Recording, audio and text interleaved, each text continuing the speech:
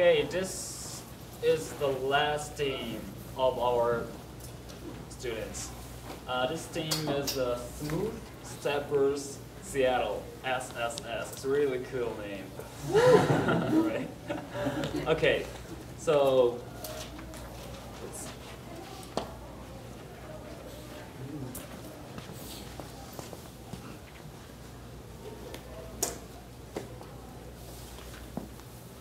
the late 1960s. It was the time that the civil rights of African American people was becoming more and more recognized. And those people could finally reach the chance to put up their voice and communicate with the society.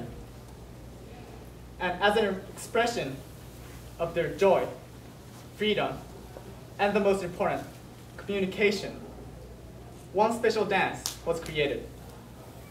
Lock dance.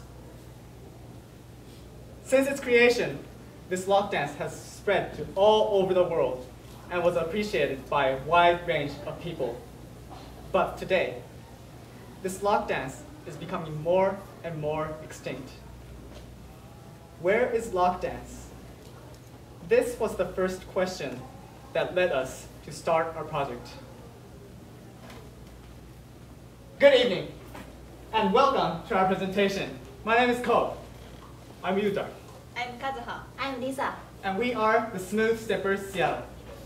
Today, we would like to share a story of our project, Dance Saves the World. And we would like to also share 3 important lessons that we learned through this project. So, let's begin.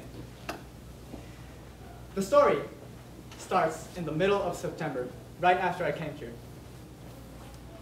I was in Bellevue to go to a dance battle event that was held in Bellevue Square. It was a pretty big event. There were a lot of good dancers and people were shouting, dancing, everything was great. Everything was great until one moment. Please look at this picture. This is a picture of when I jumped into a circle of breakdancers, b-boys, and I showed off my lock dance because I love lock dance. I love the move and I love the history as well.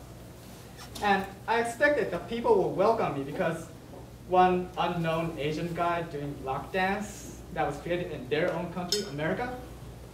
So it should be a good time. But the reaction was completely the opposite. So I want you to look at the people in the back. It might be a little small, but do they look really excited? Actually, I don't think so. So literally, as soon as I started dancing, they literally stopped shouting. And they just stood there and looked at me as if they saw something that they have never seen before. And I want you to look at the person in front. He is not even looking at me. He has completely faced backwards, which is extremely disrespectful. And that was not all. Some people in the crowd started to yell at me. B-boy for life, B-boy for life, B-boy for life. So they started booing at me. So this was a big, big shock for me. Where is lock dance? What happened to it? Like, don't they even care about lock dance, a culture that was created in their own country? It was so sad that people are forgetting their culture, and even some of them are exclusive towards it. So I thought and decided that I should fix this situation by reintroducing this culture of lock dance to people in Seattle.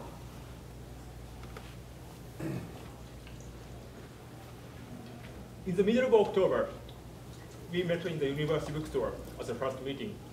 This was the time to meet each members. But even though the first meeting, Ko had one idea. That was teaching lockdown through the workshop. Our team were really impressed by Ko's idea, and we decided to try his idea first if he takes the risk.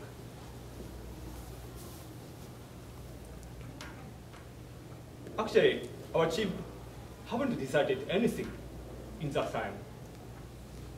But his idea was worth taking a risk and worth trying.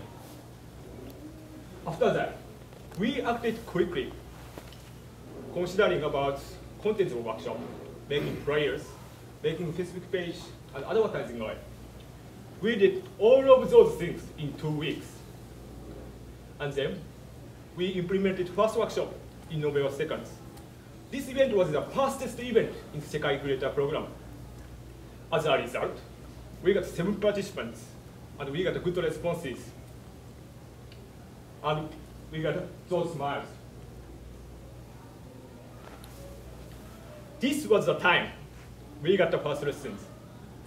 That is, the most important things to start project is do it first, try it first, do it first, try it first. Because the only way to be able to step our project forward is taking a first step. This is the first learning.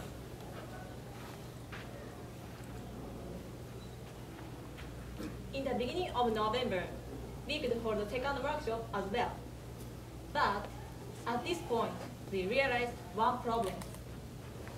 We are not succeeding getting a lot of people. At first, we planned to gather around 20 people for each workshop, but now we could gather only 7 people on day 1 workshop and 8 people on day 2 workshop. So we thought, how can we get more people to come?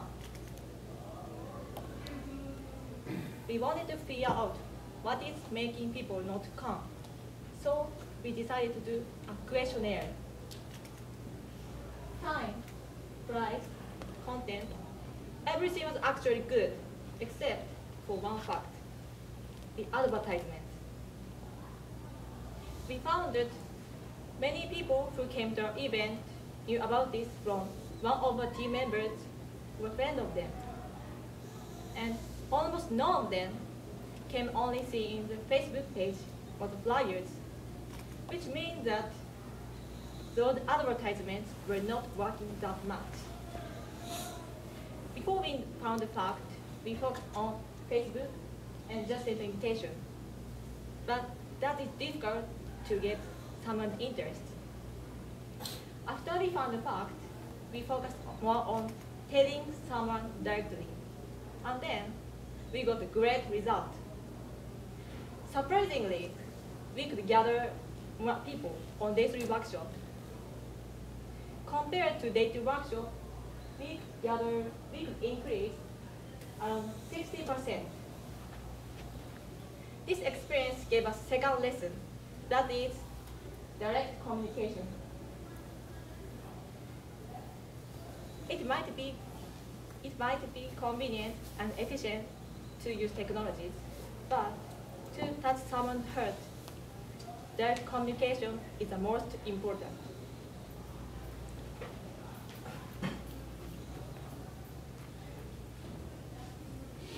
In the middle of November, we talked to each other about our past workshops. And we found one important problem.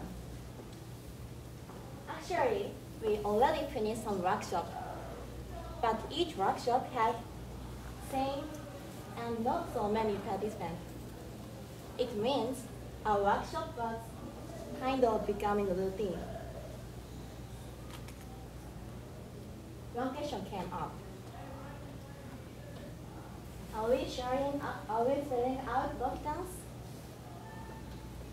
We have been teaching a basic move of block dance, but are we teaching that the concept block dance is communication?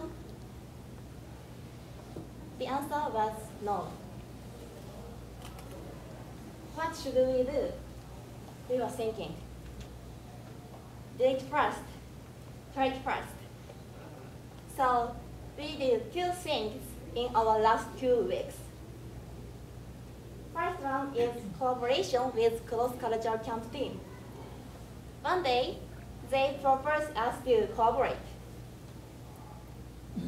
Their concept was express themselves and to communicate each other. We decided to do because collaboration has a big possibility to spread out the concept of block dance. Besides, something together is fun, right?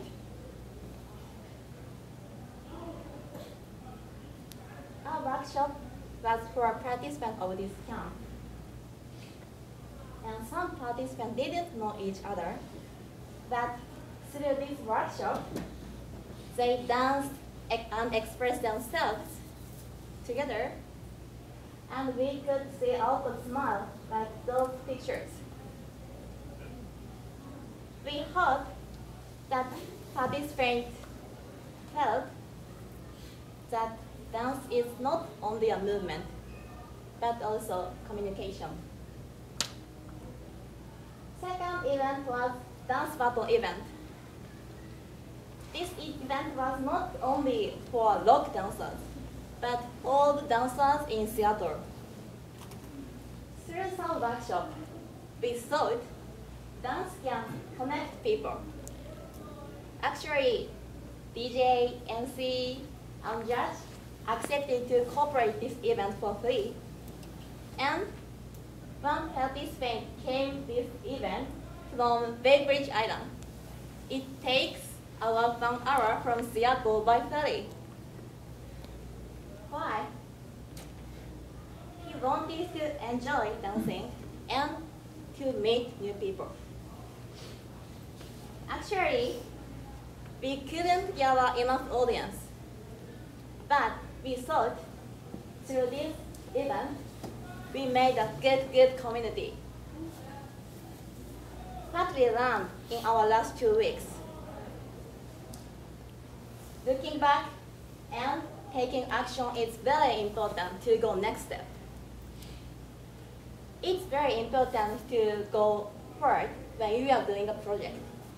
But it's also very important to stop some point and check whether you are doing good or bad. Because sometimes it turns out you need to change something. This is third round. So this is all we have done in our project. And by the end of our project, we could collect $493, and the total of 44 people came to either one of our events, including 13 people who came more than twice. And this is not all the things we got, but as it was explained earlier, we got 3 important lessons. 1, do it first, try it first. 2, direct communication. And finally, look back and take action.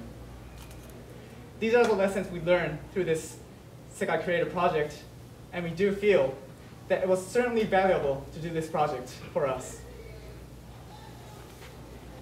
So it was valuable for us.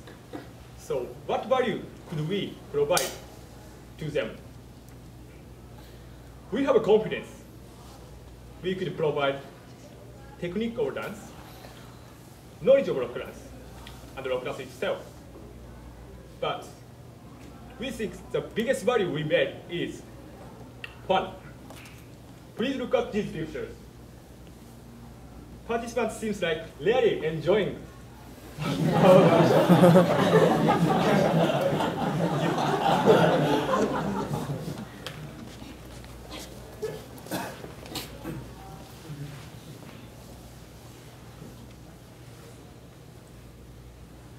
But I think it might be a little bit difficult to understand how our workshop was fun from photos. But fortunately, we have better communication tool to express fun. That is rock dance. Please remember, Ko said, rock dance is a communication.